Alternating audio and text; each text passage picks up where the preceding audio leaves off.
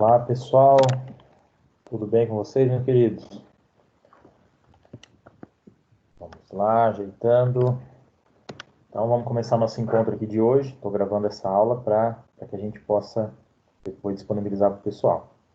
Tá? Então, hoje falaremos um pouquinho, pessoal, continuando aí nessa questão das resistências de elementos de máquinas. Então, hoje falaremos aí sobre resistência de eixos, tá? Então, eixos ou eixos árvores, enfim.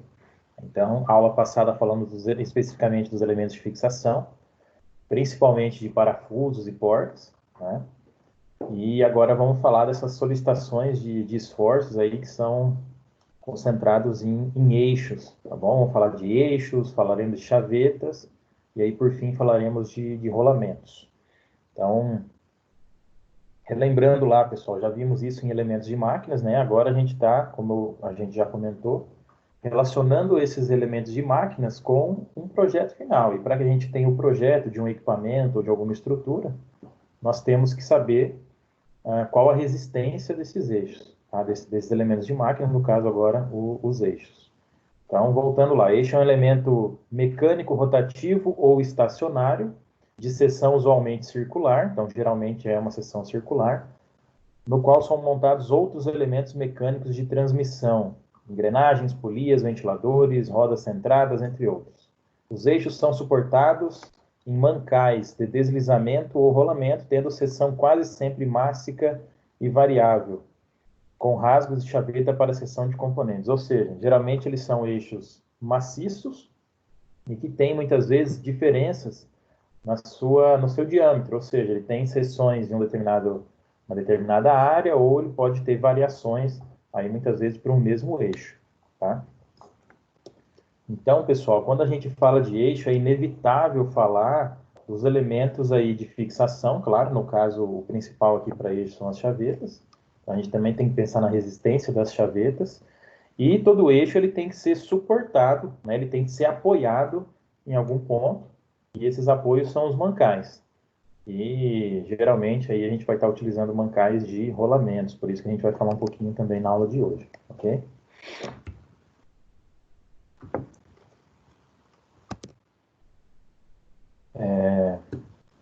Os eixos são elementos solicitados a esforços de flexão, tração ou compressão e ainda a torção, que atuam individualmente de forma combinada, ou seja, aqui ficou até um pouquinho esquisito, né, pessoal, que eu escrevi. Eles atuam de forma individual, ou seja, são esforços que a gente consegue diferenciar um do outro, mas o fato é que eles estão combinados, eles acontecem de forma simultânea nesse elemento de máquina.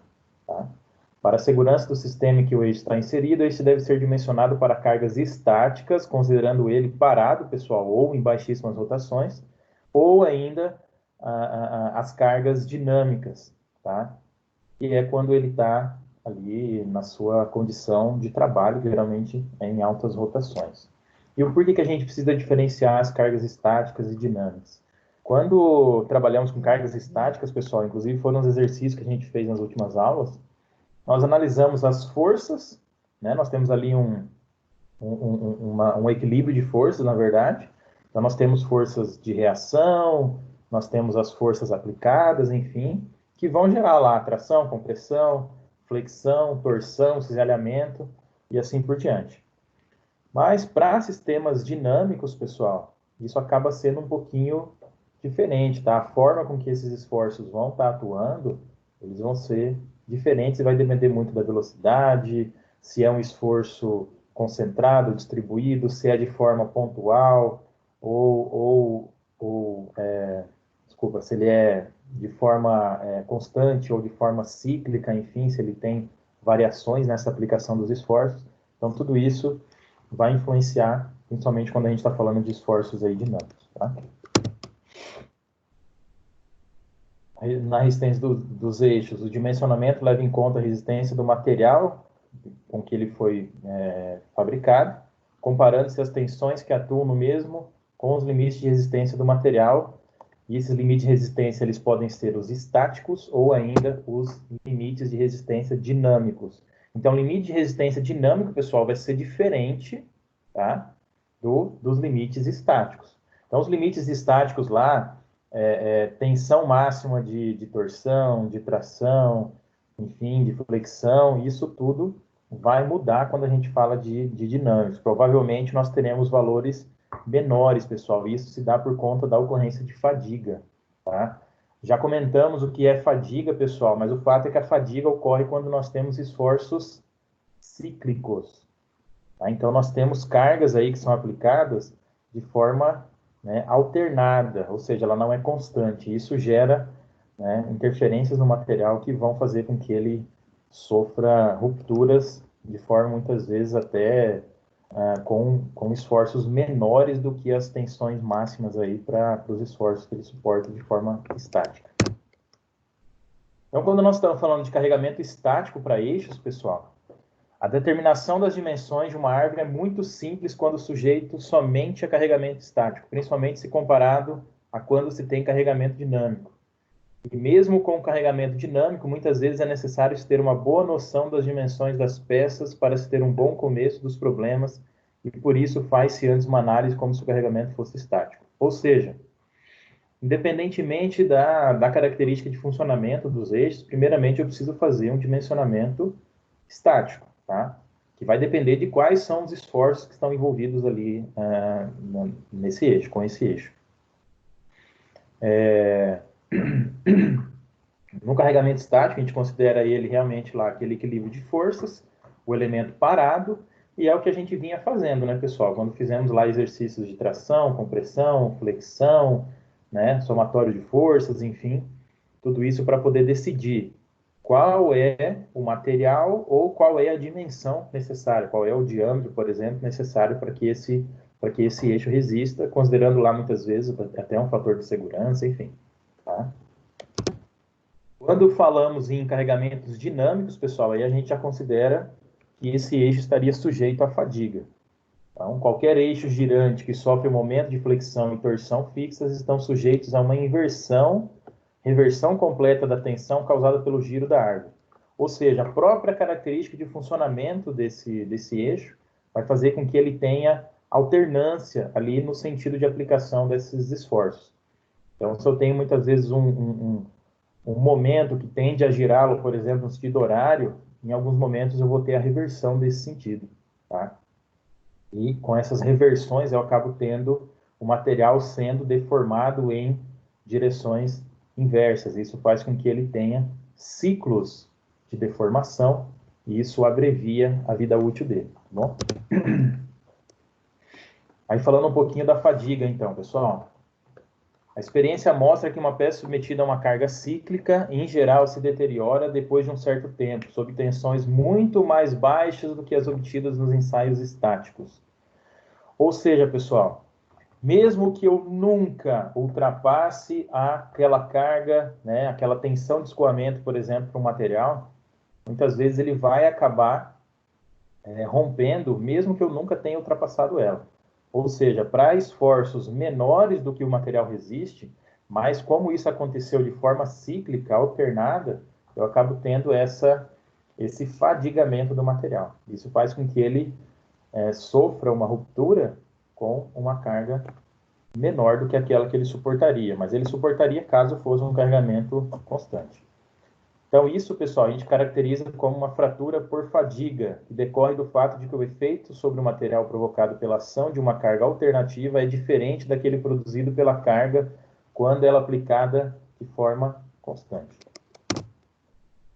A ruína, pessoal, ruína seria a deterioração do material, a quebra do material, devido à ação de um esforço estático, provoca uma fratura com uma superfície rugosa, bem diferente daquela provocada pela fadiga do material. Tem duas regiões distintas na superfície fraturada. Uma vai ser uma região polida, tá? É o que a gente vê aqui, tá, pessoal? Nós temos aqui acima uma região chamada de polida, em que a gente tem algumas marcações aí, justamente criadas por conta desses esforços cíclicos, tá? Então, conhecido também como marcas de praia, tá, pessoal? Parecem aquelas marcas das ondas, né? Quando chega na areia. Então, essas marcas de praia, elas são causadas justamente por esses esforços alternados. em que o material ele sofre uma deformação numa certa direção e depois ele tem a inversão dessa direção. Então, nós temos essa região polida, tá? E uma outra região porosa, ou conhecida como rugosa, que seria essa região de baixo, que é quando o material, pessoal, imaginem o seguinte, vamos pensar aqui embaixo, eu tenho um certo momento que está causando uma flexão nesse elemento de máquina. Então, aqui embaixo, na primeira figurinha do eixo, pessoal, sendo demonstrado aqui uma determinada tração na parte superior. Essa tração, ela acaba tendo a variação, tá, desse sentido. Observem que as forças ali estão tendendo para fora do material, né, para fora daquele ponto vermelho. Em determinado momento, ele vai sofrer como se fosse uma compressão, tá? Então, por quê? Porque por conta desse efeito cíclico aí. Isso vai fazer com que esse material acabe sofrendo diversas deformações localizadas aqui, até o momento em que ele vai trincar, ele vai causar uma trinca superficial. Essa trinca superficial é o suficiente para gerar uma concentração de tensões. Vocês lembram, pessoal, quando a gente tem uma trinca, um furo, um rasgo, ou uma porosidade, uma inclusão, nós temos ali algo que faz com que as linhas de tensão, de distribuição de tensão, se acumulem. Quando elas se acumulam, elas causam uma tensão maior de forma localizada ali próximo desse defeito. Com isso, pessoal, a gente acaba tendo uma fragilização do material e esse material vai sendo degradado aqui, ele vai acabando que ele vai se partindo por conta desses esforços cíclicos. Ele vai se partindo de forma gradual, formando essas linhas aqui, né? Essas marcas de praia, como eu falei, até o momento em que o material, ou seja, a seção que eu tinha, vamos chamar aqui de seção resistente, pessoal. A resistência que eu tinha total, ela foi sendo diminuída porque a área que realmente eu tinha, que estava íntegra aqui, ela passou a ser menor. A área menor, a tensão aumenta. Se a tensão aumentar, ela vai chegar próxima ou vai superar a tensão de resistência do material. No momento em que essa tensão for superada, o material vai se romper de forma abrupta aqui. Então, é como se nós tivéssemos inicialmente uma trinca, isso foi sendo aumentado aqui por essa região mais polida, tá? E depois eu tenho uma fratura abrupta, que é o que a gente pode chamar de fratura frágil aqui. O material se rompe de uma vez só, tá?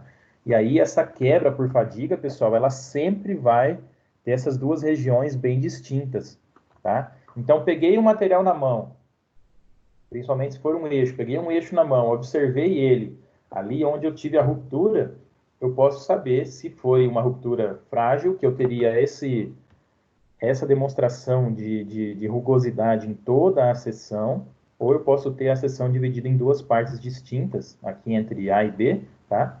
Em que eu teria essa divisão aqui causada por uma fratura por fadiga, tá bom? Iniciou lá por uma trinca.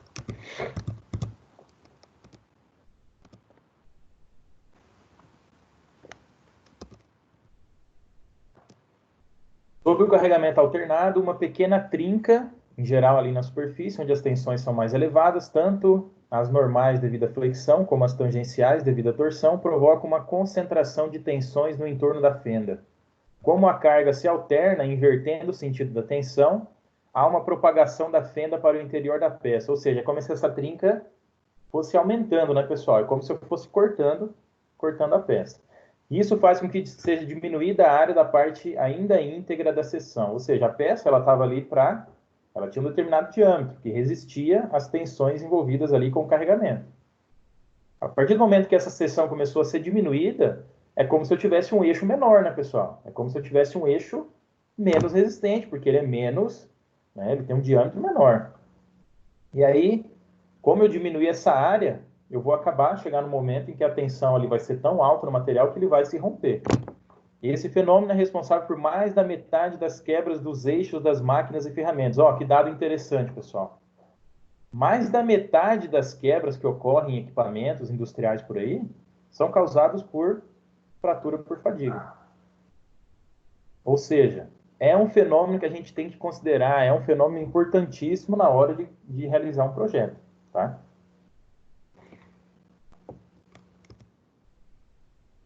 Então, esse fenômeno é responsável por mais da metade das quebras dos eixos das máquinas e ferramentas, pois a cada giro um ponto da periferia do eixo, mesmo submetido a um torque e a um momento fletor invariantes, passa da condição de tracionado a comprimido, retornando a ser tracionado a cada rotação. Então é aquele efeito, né, por conta da rotação do eixo, aquele efeito de traciona, distraciona, comprime, traciona, isso faz com que eu tenha movimentos cíclicos, esforços cíclicos que geram lá na frente, né, depois de uma quantidade de ciclos, pessoal, eu gero uma trinca por fadiga. E qual que é o segredo aqui da fadiga? Primeiro, que ela vai acontecer com esforços menores do que aqueles que eu teria para poder romper o material, de forma, né, ali estática. E uma outra questão é que eu preciso saber uma média, né, um valor de ciclo, de número de ciclos para que ocorra a fadiga. Isso vai depender do material, das suas dimensões, enfim, tá? Um exemplo, pessoal, um eixo de um motor elétrico girando a 1.800 rotações por minuto, a cada segundo ocorrerão 30 ciclos de esforços alternados, provocando um abre e fecha da trinca que prossegue se aprofundando, tá? E a gente não pode confundir, coloquei em vermelho aqui, pessoal, confundir esse fenômeno aí dos esforços cíclicos, enfim, que daí depois vai gerar fadiga, com o fenômeno de plastificação alternada, que seria quando eu pego um determinado material e eu causo deformações nele, tá? Muitas vezes de forma, de maneira aí que eu consiga causar uma ruptura intencional.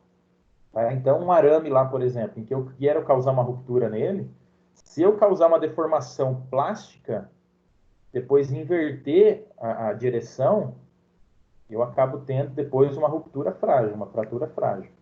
Tá? Quando eu quero romper algum material, eu posso ir dobrando, né, até o momento em que ele vai até mesmo aquecer localizadamente ali por conta da deformação de calor, da deformação do material, que vai causar uma geração de calor, tá? Em que eu vou ter essa trinca, essa fratura ali no local em que eu consegui causar essa deformação plástica. A fadiga é diferente. A fadiga, ela vai depender de um número muito grande de ciclos e ela vai gerar uma trinca por conta dessa inversão aí nos esforços, desses esforços cíclicos. Mas lembrando que esses esforços são menores do que a tensão suficiente para causar o escoamento no material.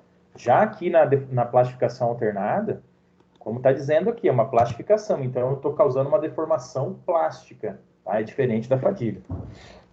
E aqui a questão da dissipação de energia, pessoal, é justamente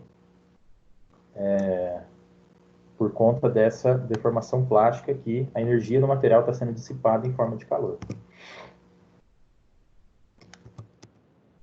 Valores adotados para tensão limite de resistência à fadiga, que a gente vai chamar de SN, pessoal, obtidos utilizando um corpo de prova com acabamento superficial espelhado, diâmetro de 7,62 milímetros, que é 1/3 de polegada, para até 106 ciclos submetido à flexão, a uma temperatura de até 71 graus Celsius. Ou seja, a tensão limite de resistência para fadiga, eu vou pegar uma amostra desse material, vou fazer com que ele fique lá um corpo de prova, acabamento superficial espelhado, ou seja, polido, tá? Um diâmetro padronizado e eu vou submeter a flexão por 106 ciclos. Então, eu vou estar estudando qual que seria a resistência à fadiga desse material com um corpo de prova padronizado submetido a 106 ciclos de flexão. Tá? E aí depois, com esse valor de resistência à fadiga, esse valor tem que ser corrigido, né, pro equipamento ou para o elemento de máquina ali real, em função de algumas peculiaridades. Então, em função do acabamento, do tamanho, do tipo de solicitação, da vida limitada, temperatura de trabalho, enfim. Então, tudo isso existem fórmulas específicas para poder calcular essas especificidades na aplicação dos elementos de máquina que estejam sujeitos à fadiga. Aqui, pessoal, uma demonstração de resistência dos materiais, tá? E tem nessa coluna aqui, em verde, a resistência à fadiga, tá? Então, qual que seria a tensão máxima aí para a fadiga? Então, vamos pegar aqui, ó, aço estrutural. Eu teria 250 megapascal de tensão de escoamento. A tensão de ruptura de 450 megapascal. Lembrando lá, pessoal, a tensão de ruptura é quando vai haver a quebra do material e a tensão de escoamento é quando existe a separação entre a deformação somente elástica para a deformação também plástica. Tá? Então, a tensão de escoamento é quando o material começa a ter aquela deformação permanente. Então, para elementos de máquinas, vamos trabalhar sempre abaixo da tensão de escoamento. Tá bom? Só que aí, pessoal, mais baixo ainda que a tensão de escoamento é a tensão limite de fadiga. Ou seja, pensando na fadiga, pessoal, eu vou ter que calcular, eu vou ter que trabalhar com uma tensão máxima de apenas 190 megapascal, no caso aqui do aço estrutural. Poxa, mas se fosse então um sistema estático, então até agora a gente vinha fazendo exercícios lá de sistemas estáticos. Eu faço o equilíbrio de forças, verifico quais são as solicitações, tração, compressão, enfim, e aí eu analiso para trabalhar até mesmo na tensão de escoamento. Mas agora, pensando em esforços dinâmicos, pessoal, principalmente esforços cíclicos, nós temos aqui a interferência da fadiga e por isso a minha tensão acaba sendo menor. Tá? Então, nesse caso aqui, ao invés de 250, eu teria que trabalhar no máximo até 190 megapascal, considerando os efeitos da fadiga. E isso me gera uma relação, pessoal, que seria a tensão nominal em relação à tensão aqui de ruptura, eu teria de 0,42. E qual que seria essa tensão nominal aqui? A de fadiga. Tá? Então, se eu divido 190 por 450, eu teria 0,42. Ou seja, a tensão máxima de todas que o material poderia resistir, tá? Então, pensando lá num ensaio de tração, por exemplo, o momento que ele fosse romper seria de 450 megapascal. Mas eu vou trabalhar com bem menos da metade disso, vou trabalhar com 42% disso, considerando a interferência da fadiga. Então, o fenômeno da fadiga vai fazer com que eu tenha um projeto muito mais conservador em relação aos esforços que estão atuantes aí nesse elemento. Ok? Aço 1040 laminado. Então, eu tenho aqui tensão de escoamento de 360, limite de ruptura 580 e a fadiga 260, 0,45 aqui de relação. O inox recozido 250, 270, 0,46. Ferro fundido, tensão de escoamento aqui praticamente acabou sendo desprezada, né, pessoal? Principalmente por conta das características do ferro fundido de ter uma baixa maleabilidade, ou seja, o ferro fundido ele praticamente não tem deformação antes da sua ruptura.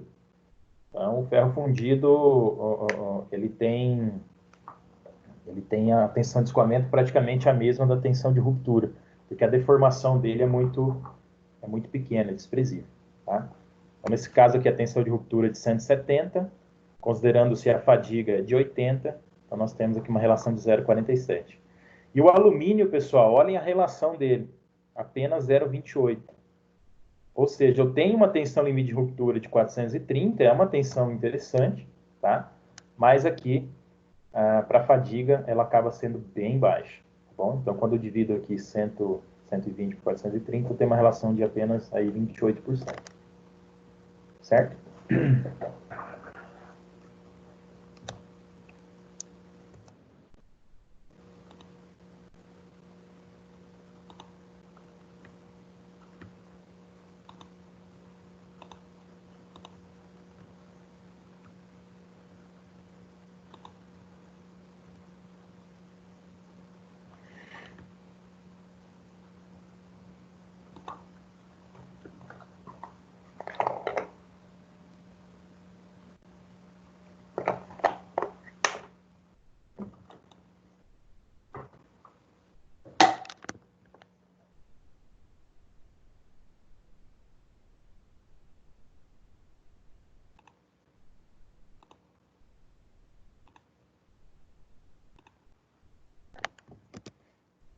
aqui falando um pouquinho da resistência de chavetas, pessoal.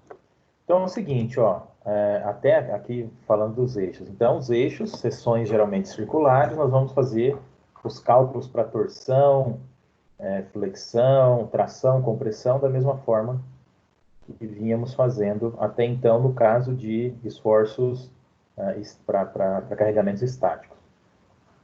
No caso de carregamentos dinâmicos, nós vamos levar em consideração também os efeitos da fadiga, tá?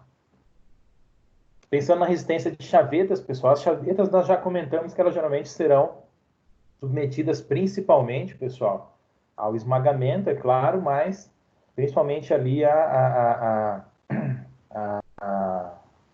ao cisalhamento, tá?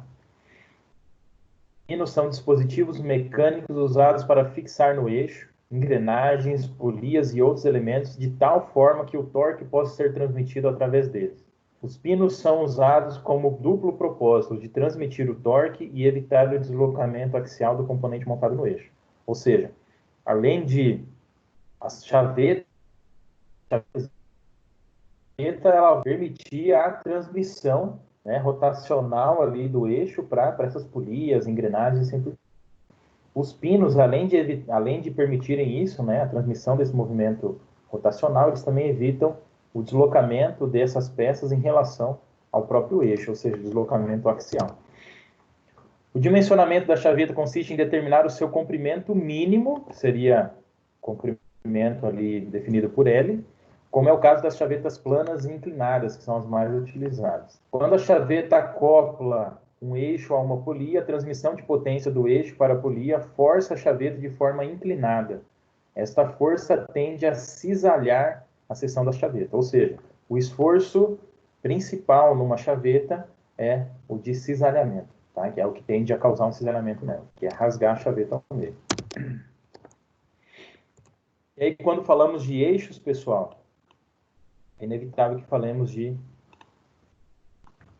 rolamentos, tá? Então, de que forma que eu vou avaliar a resistência de rolamentos? Até agora, pessoal, módulo passado, principalmente, falamos de tipos de rolamento, suas dimensões, rolamentos axiais, radiais, rolamentos de esferas, rolamentos de rolos, rolos cônicos, enfim, tudo isso como características básicas dos rolamentos. Aqui, pessoal, a gente pula essa etapa e já passa para a questão da resistência, efetivamente, aí dos rolamentos, tá bom?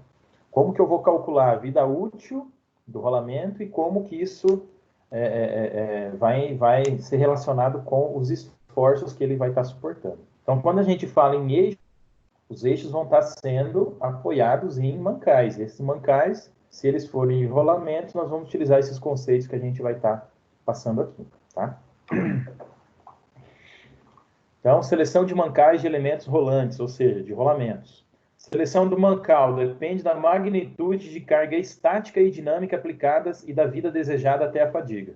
Ou seja, eu vou considerar da mesma forma que eu considerei lá para os eixos. As forças estáticas, a interferência disso para os carregamentos dinâmicos e, claro, a fadiga aí também como sendo um fator.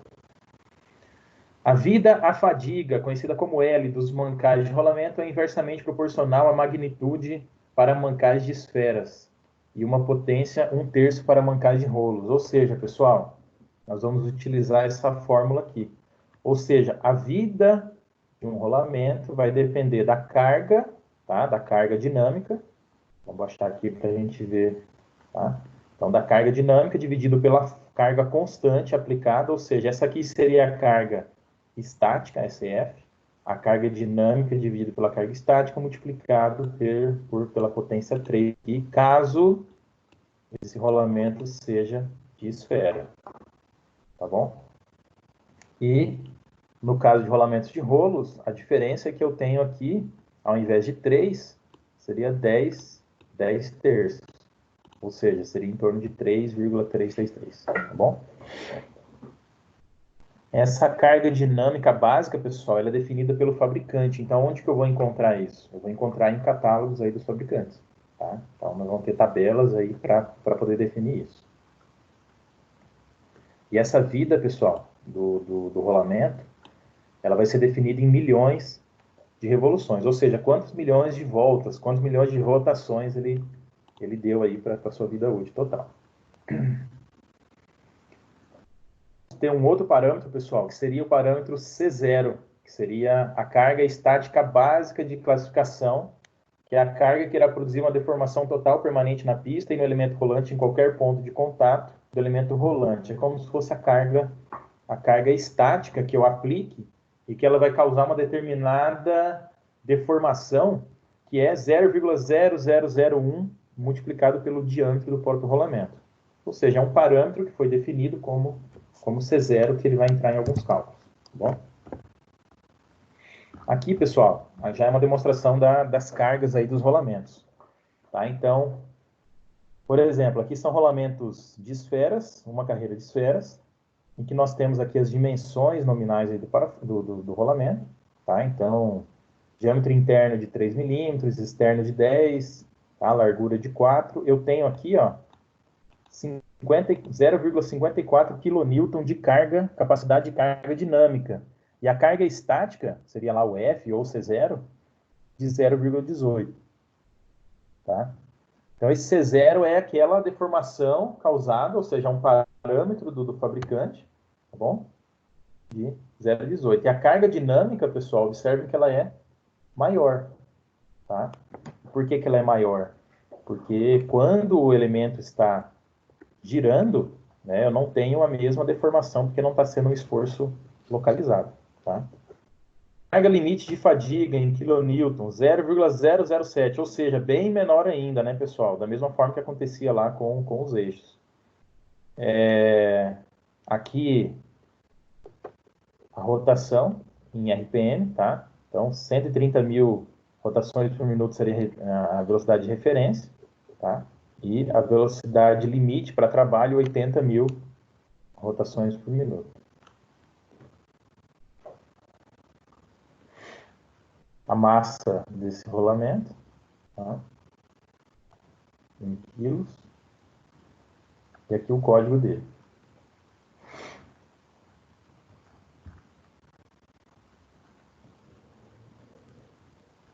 Aqui mais um exemplo. Vamos pegar o maior aqui.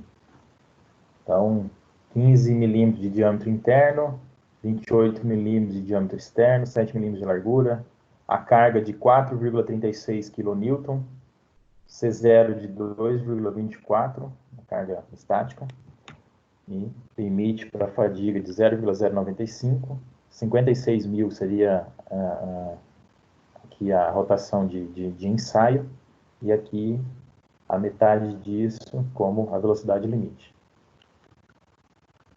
Então, seria um 61902-2E. Aqui, pessoal, quando nós temos aqui, nós falávamos sobre a vida do rolamento. Tá? Aqui nós falamos da carga C0 e passamos aqui a considerar as cargas axiais e radiais combinadas num rolamento. Então, o rolamento ele nem sempre vai estar sendo carregado numa só direção. Então, principalmente quando são rolamentos aí mistos, né? Quando são mancais mistos, em que eu tenho esforços radiais e axiais, e eu preciso saber uma carga equivalente, né? Ou seja, considerando as duas interferências aí no rolamento, tanto radial quanto axial. E aí a gente vai multiplicar a força radial, pessoal, por esses dois fatores, e a força axial pelo fator Y. E onde que eu vou achar esses fatores? Observe aqui, X, fator radial, e Y, fator axial. Também vai ser determinado pelo fabricante, tá? Mas o que seria esse V? Fator de rotação, tá? E ele vai ser número 1 ou número 1,2, dependendo das características aí do rolamento. Número 1 para anel interno rotativo e 1,2 para anel externo rotativo. Ou seja, pessoal, qual que é a parte que fica estática desse rolamento? É a pista interna, o anel interno, ou o anel externo. Se for o externo estático, ou seja, o interno é rotativo, o V vai ser 1. Se for o contrário, seria o externo rotativo, o V é 1,2, tá?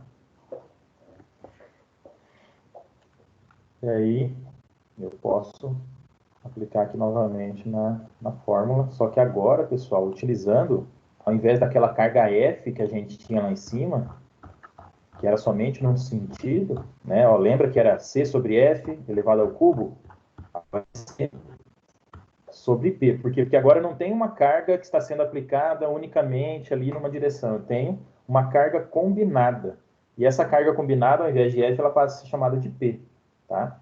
E essa carga combinada vai ser calculada por XVF radial mais Y vezes a força axial.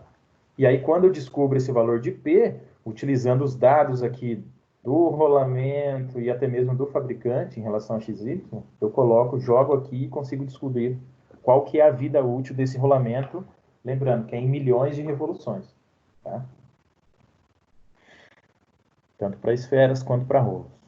E aqui, pessoal, como eu havia falado, os fabricantes eles determinam quais são os valores de X e de Y, tá?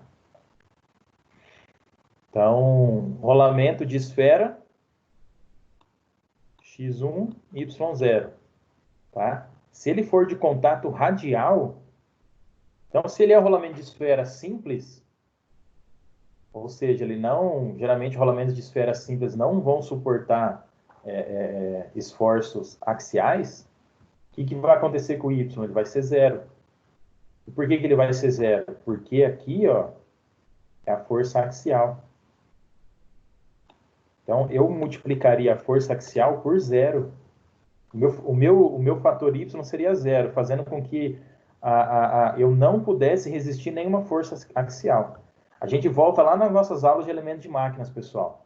Quando o rolamento é de esfera e ele não tem contato angular, contato radial nesse caso aqui, ou angular, ele não consegue suportar esforços no mesmo sentido do eixo. Ele foi fabricado somente para ser um mancal radial puro. Tá? Por isso que y fica igual a zero. Quando ele tem contato angular, depois da vírgula aqui, ó, seria o x2 e y2. Ele passa a ter um x2 menor, um x menor, só que o y ó, bem maior, fica 1,4. Ou seja, a resultante lá, a letra P resultante, seria com uma força axial que ele vai resistir muito maior. Então, a força combinada dependeria também da força axial, e não somente da radial. Rolamento de esfera, 1 e 1,25 de contato angular com pequena deflexão. Rolamento de esfera de contato angular com grande deflexão. E assim por diante, pessoal. Eu vou ter os valores de x e de y que vão ser determinados aí pelos fabricantes. Tá? E aí eu jogo na fórmula aqui e consigo ter essa tensão equivalente aqui, tá bom? Seleção de rolamentos, tá? Nós vamos depender aí dos diâmetros, larguras, tamanhos, dos filetes. Tá? Aqui algumas dimensões básicas, tá? As séries de dimensões, que é o que nos dá aqui as tabelas dos próprios fabricantes. É como se eu estivesse analisando um catálogo, tá, pessoal? Então aqui eu tenho dimensões e capacidades dinâmicas de carga para a série 02 de rolamentos de esferas. Então eu vou olhar lá, mesma coisa, é um catálogo, tá, pessoal? Diâmetro interno, diâmetro externo, a largura desse rolamento, o raio do filete em milímetros, tá? E o diâmetro aqui dos ressaltos, o eixo e o suporte, e a capacidade dinâmica de carga. Então aqui está em quilonewtons. 3,58 aqui para o rolamento de 10 de interna e 30 de externa, até chegando a 83 aqui para o 95 e 170. 83,7, né?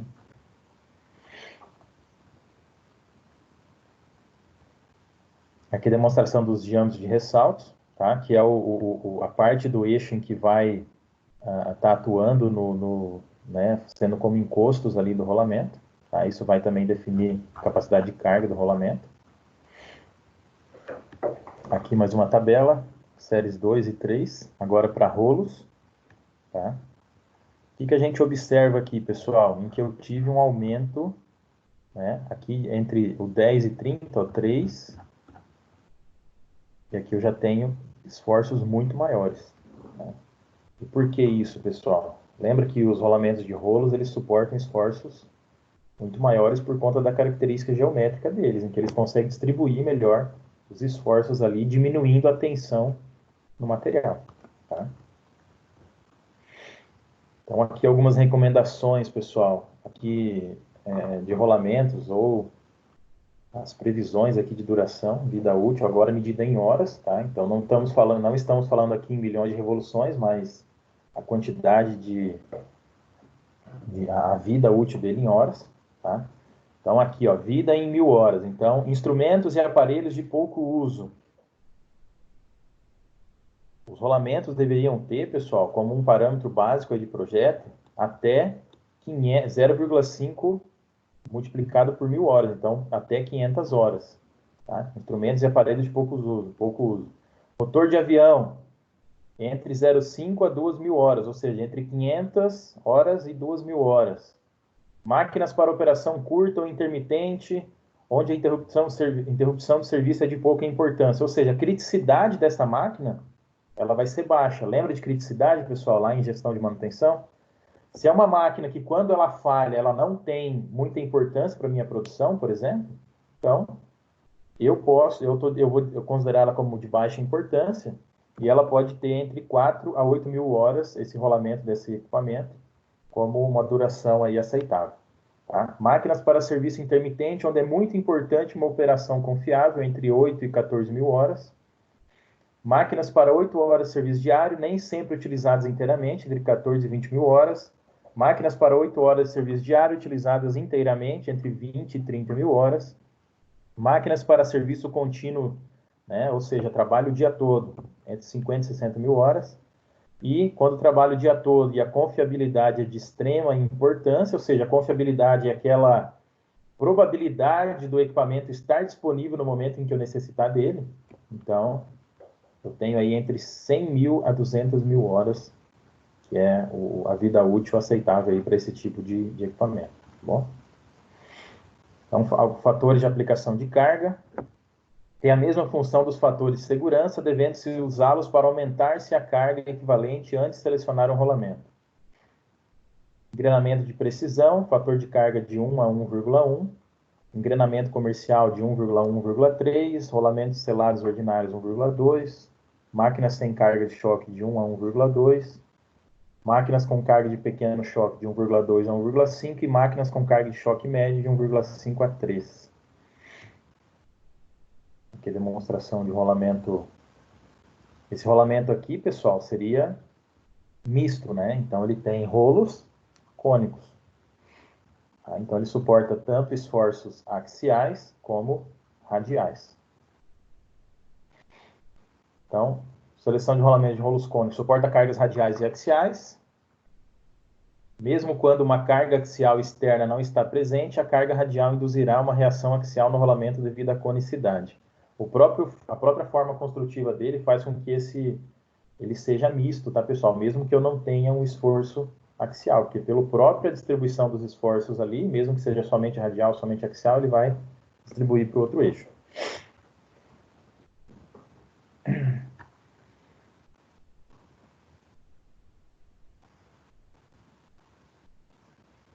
Aqui a força axial em rolamentos cônicos, tá, pessoal? Essa força axial, ela, como a gente falou, um tipo de esforço acaba sendo convertido em outro nessa proporção. Então, eu vou ter a força axial, seria 0,47 da força radial, dividido pelo fator K, tá?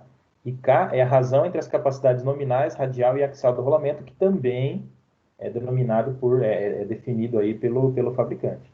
Tá? Então, o fato é que rolamentos cônicos sempre terão um componente de força axial e um componente de força radial. Se eu não conheço um dos dois, eu posso calcular através dessa fórmula aqui. Tá bom? Ou seja, mesmo que eu não tenha as forças ali no eixo, em um dos sentidos ali, em um dos eixos, tá? Eu posso converter, sabendo que vai ser transformado, eu posso saber qual que vai ser o valor através de uma fórmula como essa. Tá bom? Aqui, pessoal, da mesma forma que eu fiz lá nos parafusos, eu peguei um um catálogo aqui de um fabricante, tá? Nesse caso aqui um fabricante, claro, de rolamento, para que a gente conheça aqui as informações que a gente tem. Não seria, pessoal, um catálogo, tá? Porque no catálogo é mais ou menos como a gente estava vendo ali. Eu tenho as dimensões, as cargas e as rotações em que para as quais esse rolamento foi projetado. Mas aqui a gente vai estar conhecendo um pouquinho como que eu avalio essas cargas, enfim, tá bom? Aqui o número de identificação do rolamento, né? A forma com que eles são selecionados, por exemplo, rolamentos fixos de uma carreira de esferas, ele tem os símbolos aqui, meia, começando com, né, 68, 69, 60, 62, 63, tá? Que vai ser em relação à largura, diâmetro e assim por diante, em relação às dimensões dele, tá? Aqui as codificações em relação às características técnicas dele, tá bom?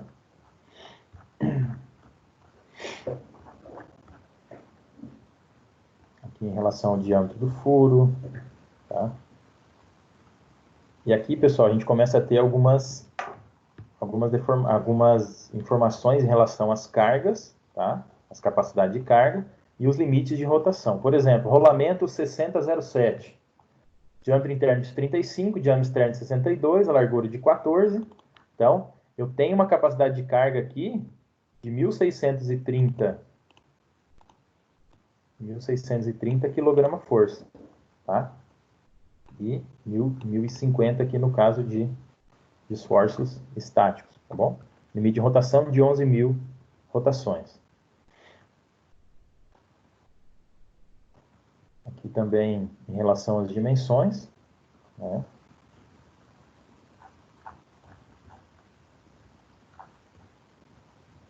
Aqui os cortes, né, para demonstração do rolamento. Então, cada fabricante vai trazer seus materiais, tá, pessoal? Demonstrando aqui suas características e quais são as resistências, que é o que mais nos interessa nesse momento agora, tá? Questão de folgas, né, desenhos técnicos.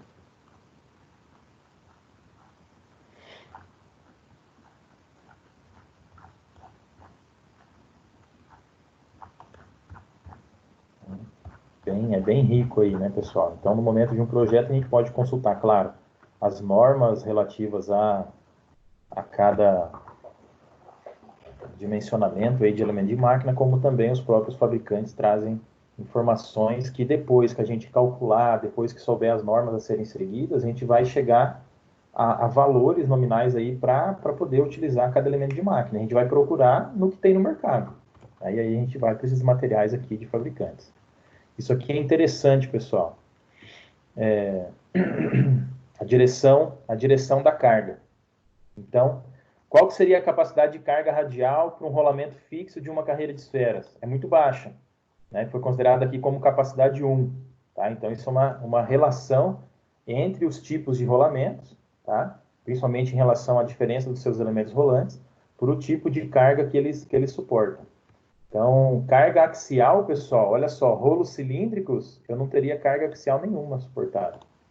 Por quê? Porque rolamentos de rolo cilíndrico, eles são específicos para rolamentos puramente radiais, tá bom? Fixo de uma carreira de esferas, eu tenho baixa capacidade radial, tanto axial quanto radial. De contato angular, já teria melhorada um pouquinho aqui a carga radial, mas melhor ainda a axial. Rolos cilíndricos, boa capacidade de carga radial, mas não tem carga axial. Rolos cônicos, boa capacidade de carga radial, mas a especialidade dele é a carga axial. E autocompensadores de rolos, boa capacidade radial e intermediária capacidade axial. Aqui as velocidades, tá, pessoal? Para esferas aqui eu tenho boa capacidade de rotação, tá? Contato angular. Aqui, pessoal, o que está mais escurinho é quando eu tenho lubrificação especial ou lubrificação convencional, que seria aqui em banho de óleo. Então, a carreira de esferas, ó, ele tem a velocidade intermediária, caso for com banho de óleo, ou uma velocidade aqui das maiores quando tem lubrificação especial, mesma coisa do contato angular. Para rolo cilíndrico, já tem uma redução dessa capacidade de rotação, tá? até mesmo pelo peso do conjunto, enfim, isso acaba gerando ali até mesmo forças centrífugas, enfim, que acabam deteriorando o próprio rolamento. Então, para rolos cônicos, a velocidade ainda é menor, autocompensadores, eu tenho a vantagem da utilização dos autocompensadores, tá? Mas a desvantagem é justamente na capacidade de rotação. Rolos de agulha intermediário e axiais de esferas, a velocidade a menor possível aqui, nesse caso. Então, aqui ele fala de desalinhamentos, fixação, dificuldades, ruídos e torques. Então, por exemplo, os rolamentos fixos de esferas são mais adequados para as máquinas que requeiram baixo ruído e baixo torque, como nos motores elétricos e instrumentos de medição. Fala sobre a rigidez, disponibilidade e custo. Enfim, olha só como o próprio fabricante pode nos trazer muita informação relevante aí para o nosso projeto, né? Então, um exemplo aqui, selecionar um rolamento para motor elétrico com as seguintes características: diâmetro do eixo entre 50 e 70, diâmetro do alojamento entre 80 e 130, força radial de 1000 kg-força, axial de 200 kg-força, temperatura de trabalho de 80 graus Celsius, local com pequena concentração de impurezas, ou seja, não precisaria ter uma blindagem, né, de proteção, rotação de 3.600 rotações por minuto, vida mínima exigida de 10.000 horas. Então, com esse exemplo, eu conseguiria procurar no catálogo do fabricante qual que é o rolamento adequado, tá? E ele vai dando as respostas aqui. Diâmetro interno é de 50 e 70, poderemos utilizar qualquer rolamento entre ali o XX10 e o XX14.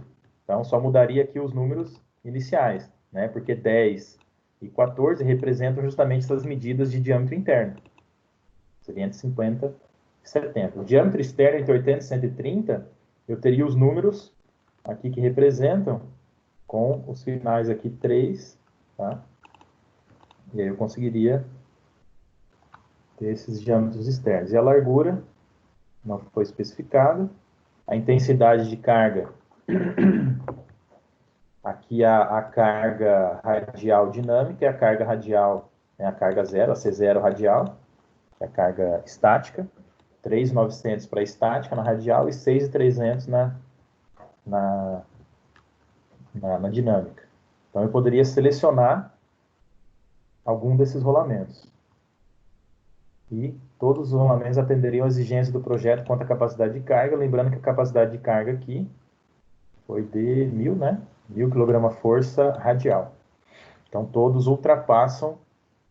Então, quando eu selecionei lá pelas medidas, eu tive essas opções. No momento que eu fui analisar em relação à carga, todos superavam aquela carga que ele precisa superar, que ele precisa resistir na radial. Aqui a rotação, tá? Em relação à rotação, ele deveria ter 3.600 rotações por minuto, tá? 3.600. O único que não atenderia aqui, pessoal, seria o 21.310, caso ele fosse utilizado com graxa, tá? Os outros atenderiam. Então, por isso aqui, ó, o rolamento 21.310 não atende às exigências de rotação do equipamento. Então, desalinhamento, fixação, enfim, tá? E aqui, em relação a custos, ó, eu poderia selecionar também, né, dentre as opções que me sobraram, qual seria o custo mais adequado. E aí, pensando nisso, o ganhador aí seria o rolamento fixo de uma carreira de esferas 6310. Então, isso é um exemplo básico aí, pessoal, do que eu poderia calcular, selecionar um rolamento pensando em algumas características, tá?